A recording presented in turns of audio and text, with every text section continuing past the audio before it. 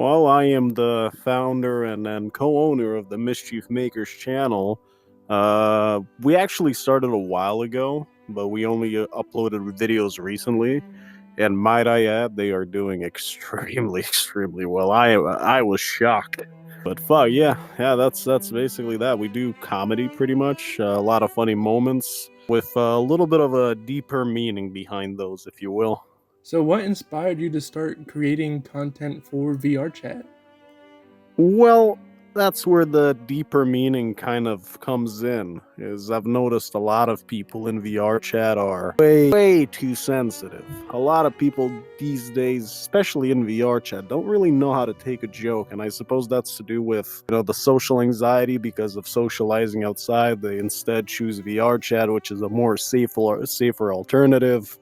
You're less likely to get your feelings hurt and all that, and so everyone's kind of a little bit sensitive. And so our whole prerogative here is to not only make people laugh, but to kind of make people grow thicker skin, to understand that jokes are just jokes. They're not to be taken any further than what they are.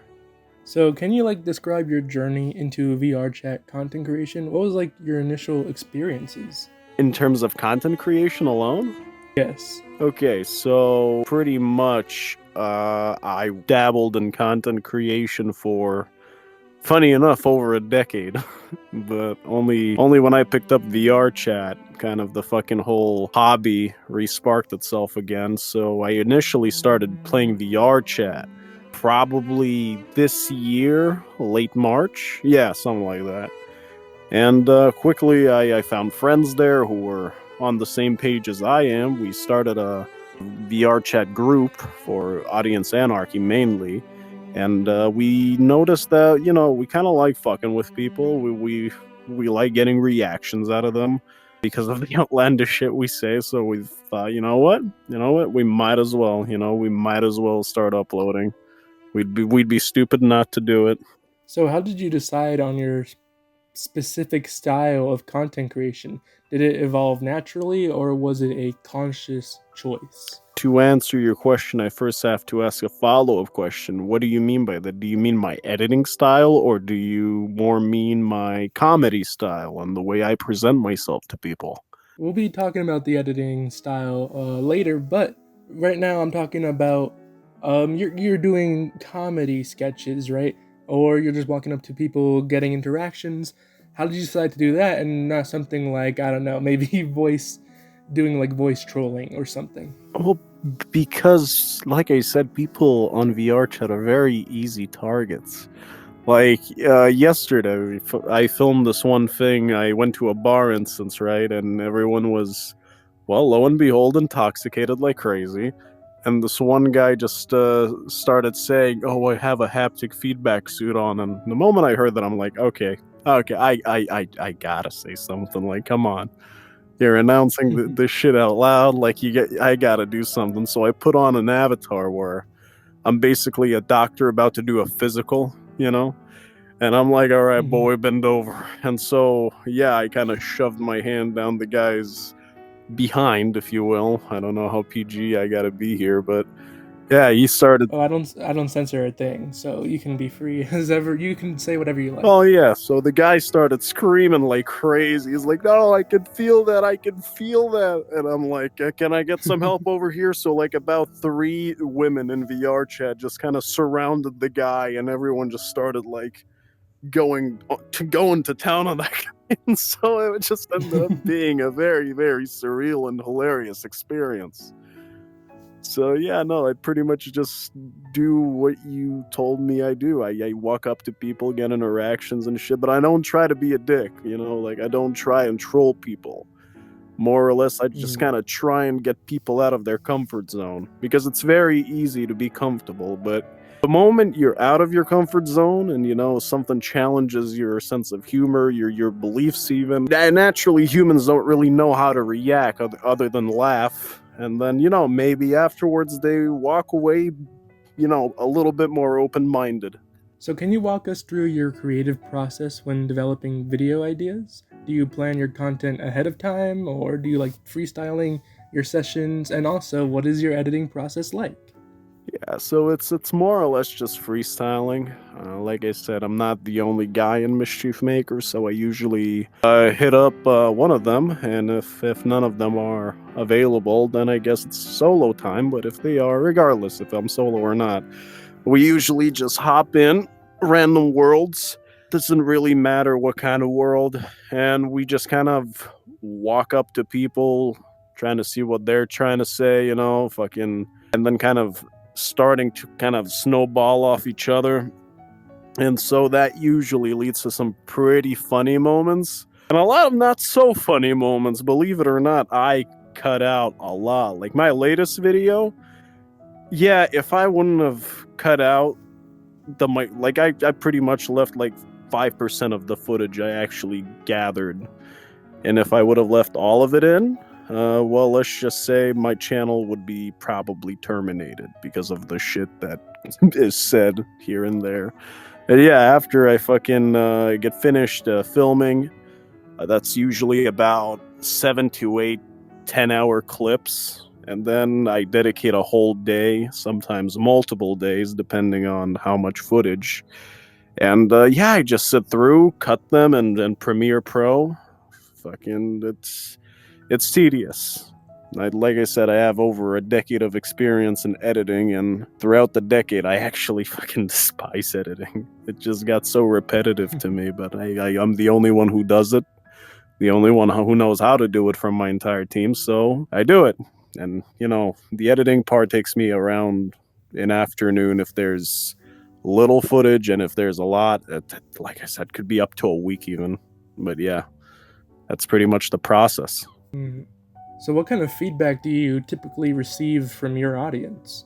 Well, everyone kind of so far, the like and dislike ratio was very good on the latest video. That I only got one dislike, so that's pretty nice. And no, a lot of people like it from what I see. The response has been very great. I mean, some people do give us a fair bit of criticism, and of course, we take that criticism. Like before uploading, I kind of let like multiple people see the draft so I could get some proper input, so I wouldn't just be putting out shit. And a lot of people go like, "Well, keep this in. That's pretty funny.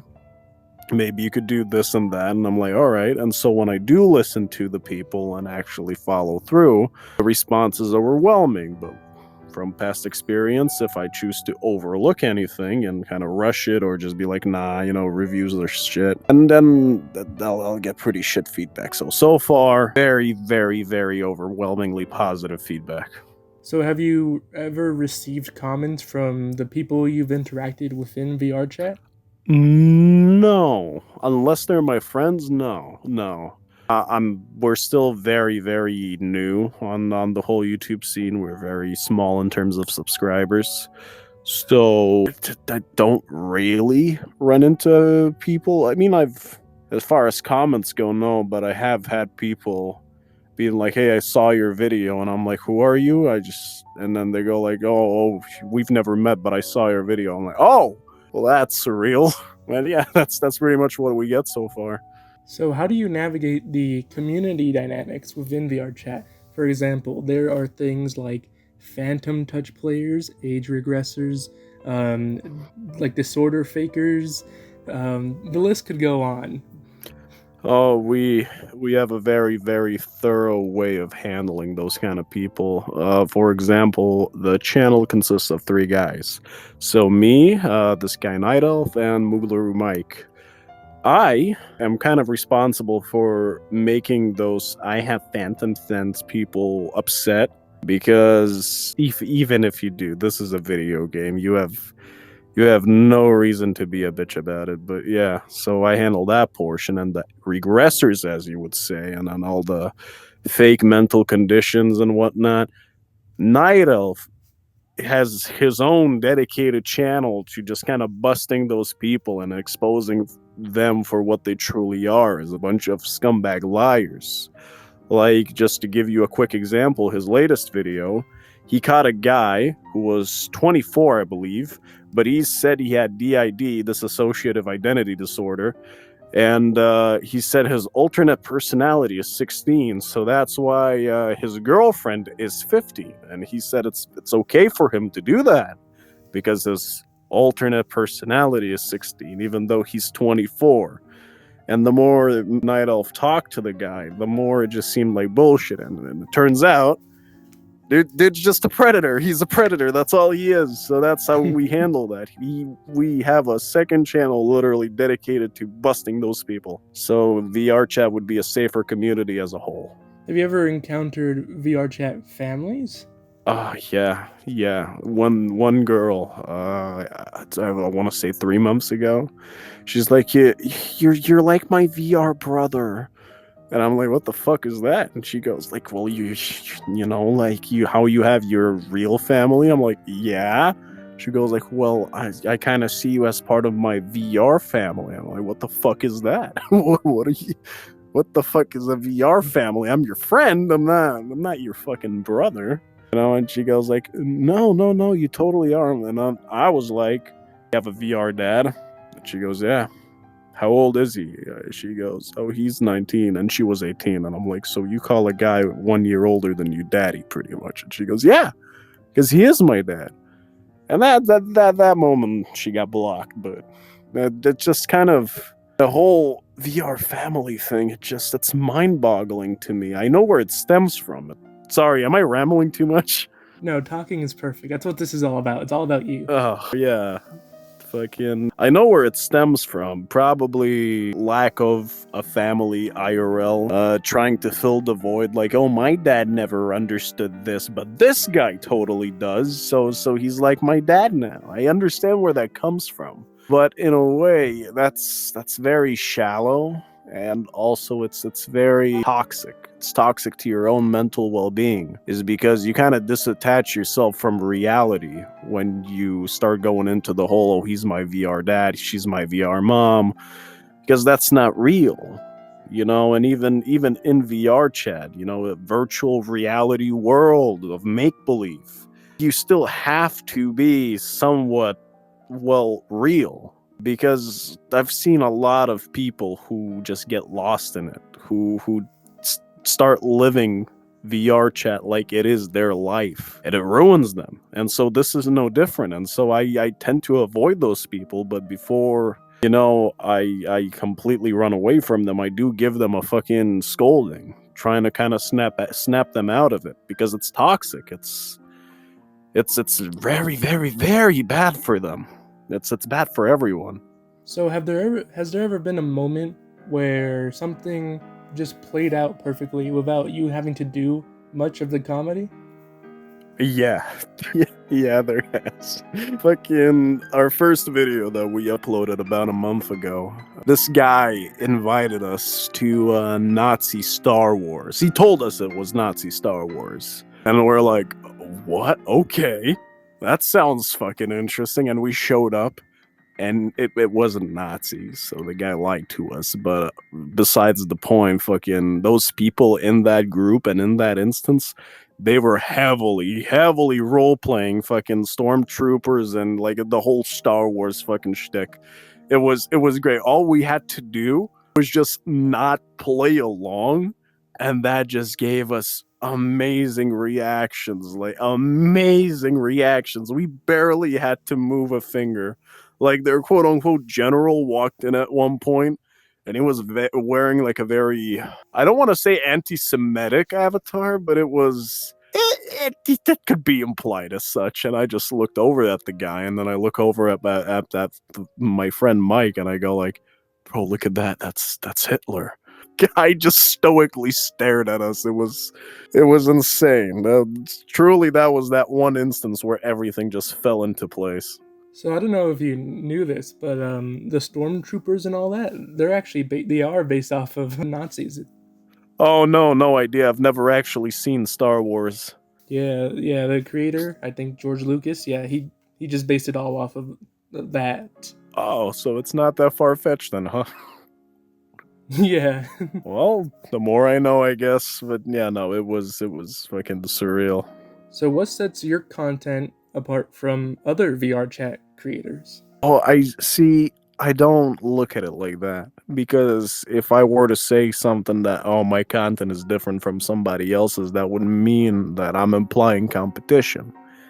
And Mm. I don't see the YouTube space as a whole as a competition. A lot of people do. I look at it like this. There's a channel for everybody. Everybody can find the one channel that sticks to them the most. So I'm not here to shit on proximity chat or whoever the fuck. I upload things that are generally funny to me, and I hope to make people laugh. Same as every other guy who uploads videos, and then I hope people like their stuff. I hope people like my stuff.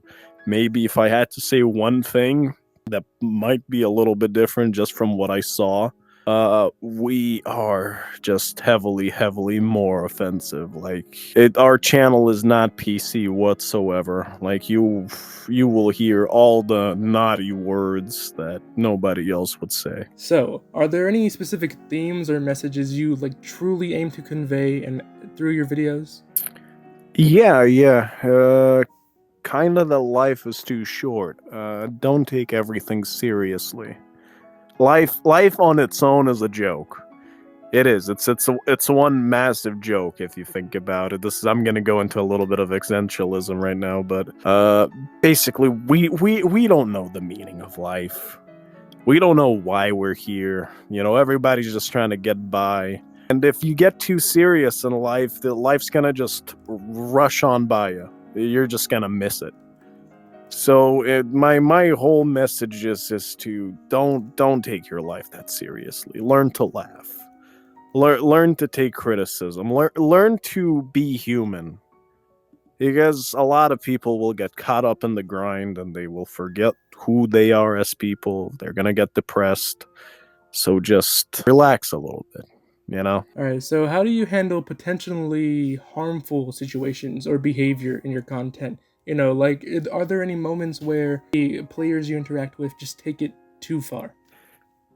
Of course. I mean, not only players, we sometimes take it too far. But, it really comes down to, is it gonna be funny? Like comedy is pretty much just taking a leap of faith. And very good example. Our latest video. Before I say anything more, can I say the F slur? You can. Alright, so basically, in our latest video, there was the situation where we were kind of fucking around and then in the kitchen world or whatnot, right? The cooking world. And I was pretty much Gordon Ramsay, but a lot more pissed. And I told my friend to get out of the kitchen. And then when he turned around slowly, everyone just started chanting, "Shame, shame, shame." And then there was a very long moment of silence. The silence was deafening. And just some guy in the background goes, "Faggot." And if you look at the video, maybe I'm not describing it right, but it was so out of pocket and so fucking hilarious at that moment, I had to keep it in. That's totally different from if somebody was to just come up to someone and just keep saying, "Hey, faggot, faggot, faggot." That's not funny. So, again, anything can be funny. I can keep anything in as long as it is funny. But of course, there are many instances when people try to be funny. They force it out, like they've been constipated for fucking 10 days and they're turning red. That's how much they're trying to get it out, and it just comes out horrible. So those situations are unavoidable, but I edit them out so our image stays somewhat squeaky clean. So, what has been the most memorable moment in VR chat? In terms of funniness or just in general, like anything? Maybe something you just think about every day. Every day. Right. That's a tough one. I don't really think of anything from the top of my head. I mean, the Nazi Star Wars thing, that was fucking hilarious. Like, that's something I definitely remember. But yeah, no, I guess I would have to go with Nazi Star Wars. Oh wait, no, there was a one thing. This fucking girl, when we're running our Audience Anarchy instance, she walked around asking, "Who's the owner? Who's the owner?" you know? And some guy pointed at me, and then she walked up to me and she's like, "Hey, big boy. So it's a nice place like you doing in a dude like this?" And I'm like, "All right, this is happening now." And then she just didn't stop. And then when somebody's like, "What the fuck you doing?" She just turns around, no shame at all. Right next to me, she goes, "Shut the fuck up! I'm trying to suck dick for a rank." That kind of took me back. I'm like, I've never, ever, ever, ever in my life encountered anyone who was just so blunt and honest about what the fuck they're doing, let alone in front of me. So I guess that's like the moment that stuck out. So, how do you define success for your channel? Is it the most views, the most likes, the most comments, or is it the best interactions, the funniest thing you can make, or the best editing? What is success for you? I think success for me would probably be the reach. So not necessarily the views, the subscribers. Because if you upload videos on YouTube, you have this analytics tab where every video pretty much tells you how much reach every video got.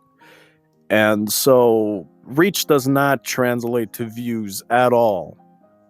But what reach means is that this amount of people saw your video thumbnail or the video popped up on their home screen or whatever it is.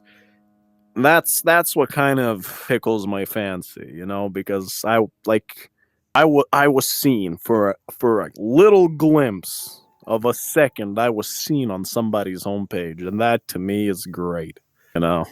So, what challenges have you faced as a VR chat content creator, and how have you overcome them? Probably the dead air. Biggest challenge in VR chat is literally the dead air. Sometimes you get days where there's just nothing going on. You try and be funny, you try and find people to give you a reaction, but there's just no people to do that.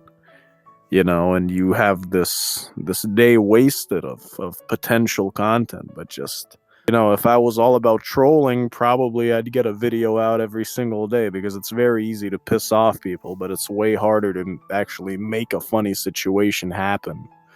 So that's probably like the biggest challenges is actually finding content, finding the interactions, having that dynamic with people. Pretty much all stars have to perfectly align to just get that 10-second clip. Are there any content creators who inspire your work or style? Yeah, so way back. So this was like in 2016. They're still around, these YouTubers. They're still around, but they're not as big or as influential as they used to be. But there's this channel, Fitz, and he kind of ran like the whole Misfits channel. So a group of like all content creators like Swagger Souls, McCreamy, Zuckles, and so on and so on. And these guys were massive. They were the beginning CS:GO YouTubers. They would do funny moments over CS:GO in a very similar fashion to what I do in VRChat.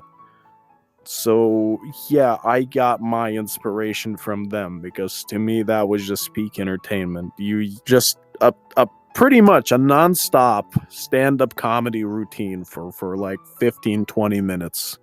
And there was just a game in the background. So that's where I got my inspiration from, and then that's why I do it the way I do. What are your future goals for the channel? That's tough because I definitely want to put out more content. I want to reach a certain milestone where our voices matter, because in the end of the day, we're not really doing this for our own monetary gain. What we want to do is we want to get as big as possible on the platform, so we have a voice to basically talk to developers of VRChat directly, to fucking inform parents and then the average VRChat user, and not just VRChat, but just in general, to make a difference. So like, nobody listens to the small guy. But if you're up there, everybody's gonna listen to you. Everybody's gonna follow you. Your steps, your advice will become gold. So right now, for example, There's a bunch of videos on YouTube about, oh, we caught a VRChat predator, or we caught a VRChat PDF file. This 40-year-old virgin tried to do that. But those videos get swept under the rug. If you look at it, there's how many videos like that? Hundreds, if not thousands, if not hundreds and thousands. But VRChat ain't changing, and I think the whole reason why is because those channels are they're just way too small to get the message across that they're trying to get across. So by becoming huge, we hope to make every place we touch a better place, to get people informed, to, of course, make them laugh, make their day, and just overall make a difference. What if I told you that one of the top dogs at VRChat do know about the problems and might actually be condoning it? I would say that person should be investigated. Because if you're aware of a problem and you're not doing anything about it, it either means you don't care anymore, or on the other side of the spectrum, you're kind of like what you condone, you know? Like, or the guy's ignorant, because it's all fine and dandy until it happens to somebody you know. For example, imagine if that guy had a daughter and she hopped on VRChat and then he finds out that, oh, some fucking 40-year-old got her fucking nudes or got her to fucking cut her own wrists. Then it wouldn't be that funny, now would it? Then something would happen. Something would change. So the only way to actually get through to people like that, it's because it's his game.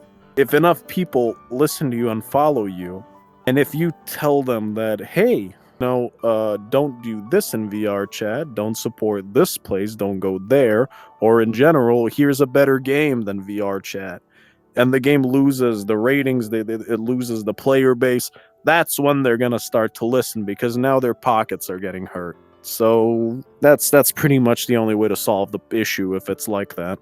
Yeah, I've only heard from sources, so nothing definitive really. So allegedly. Yeah. Yeah, let's not forget to say allegedly. So are there any new content ideas or projects you're excited to explore? Yeah, so we're streaming gameplay that's not VR on the side. So we just recently did a marathon of Enshrouded. Have you ever heard of Enshrouded? I have not. It's a very cool game. It's basically Minecraft meets Rust meets Elden Ring, and it's so good. It's so fucking good. It's like, sorry, I just had COVID, but yeah, no, it's amazing. But in terms of what we upload, so far we're gonna stick to VRChat. Maybe, just maybe, we wanna do some skits in the middle of the funny moments, like some things we just kind of think that if we acted out would be pretty funny. We're always trying to evolve our content and try new ideas, see what sticks, see what doesn't, and what the viewer sees is only about 1% of what actually goes through the veil. So how do you see VRChat content evolving, or VRChat in general? Is it going to evolve, or is it going to become stagnant? I think it's already stagnant, and I don't think it's gonna evolve whatsoever. Because, like I said, people are very comfortable. People are very sensitive. People are just kind of paper mache, if I can use that analogy. And so if you notice, you got the trollers, right? You got the trolls and everything, and then I literally watched over quite a few channels, and they all seem to follow the exact same style of trolling, same monotone voice, same uncomfortable situations. And then you got the essay guys, the ones who make video essays, and it's always about the same exact thing. It's either pedophiles, it's either fucking features that you want, or features you don't want in VRChat. And then of course we got the creators, the worlds, and the avatars. But it's all the same. There's nothing changing, and the biggest reason is A, of course, people are comfortable. B, the game itself isn't changing. Ever since release, visually, the only difference to the game is pretty much the nameplates. There's just nothing new. It can't evolve if it's all the same stuff. Do you think that maybe you can somehow make it evolve eventually? Well, that depends. Depends if people stop being comfortable. Depends if people stop being sensitive. 'Cause a lot of insecure people play VR chat, so I don't see that change happening overnight. And I also don't want to go down the rabbit hole of basically making the rabbit hole being like, we're offensive, we're extremely offensive, our humor is crude, that's all fine and dandy. But if we get a decent enough following, I'm scared that people will quote unquote mimic us, follow in our footsteps, and then they might take it too far and then make VR chat even a worse place than it already is. So my type of content is kind of a double-edged sword. Just like with trolling videos, the people who started doing trolling videos, their fan base, they try to do the exact same thing, and then you run into them quite a bit every day in VR chat, and it's not fun. It's really not. So at the same time, I want to make a difference, specifically in then the content space, but I'm scared of what that might mean. So, if you could give one piece of advice to maybe newcomers doing VR chat content, what would you tell them? Uh, push boundaries. And I don't mean don't be a rapist. Fucking, I mean like your own boundaries. If you have an idea and you don't know how to execute it, do it anyway, even if it fails. Every time it fails, find a way to fucking make it work. Even the biggest failure be the best piece of content you ever get. Don't try and nail it. Don't try to make it perfect. Just do it. Just make it happen. It doesn't have to be perfect. It doesn't have to be bad. Just as long as you actually do something in that space. What do you think is the biggest misconception about VR chat content creation? I think the biggest misconception is that it's mostly these days it's pretty much all PSAs. I mean, I'm sorry, PSAs. They're all fucking video essays. PSAs, what the fuck? Yeah, no. So like for a new player, they're gonna be like, what the fuck is this? I don't want to watch documentaries and shit. But there's a lot of content about VR chat. It's just that currently video essays seem to be doing the best, and since so the platform is saturated with them currently. But if you dig through the mud, you'll actually find a lot of gold and a lot of funny channels and entertaining channels you can watch, and it's not all just to catch a predator or I need these features in VR chat. So, what is your ultimate dream as a content creator? What's your final goal if you have one? Well, like I said, make a difference, influence people, and most importantly, and this is completely for personal gain, this one thing specific is I am a young dude, and I have a wife, I have a kid, and I work a job that quite honestly is eating me alive. It is. My back is comparatively to a 80-year-old, really. Like I have severe back pains. Fucking my bones ache. It's all not that fun, and I have to work that job to feed my family, and it's not fun, but I'll do it if I have to, kind of have to man up and just go for it. But the ultimate personal dream for me is so I would make enough money, and the bar isn't high. Like right now, and this is no secret, I make $1,300 a month in my job, and that's enough to feed my family and me.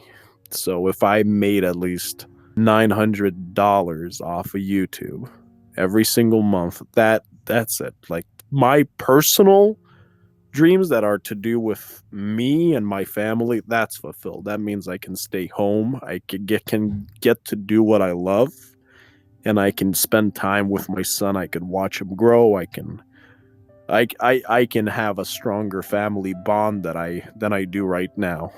So, this is the end. Is there anything else you would like to share to your audience or potential viewers?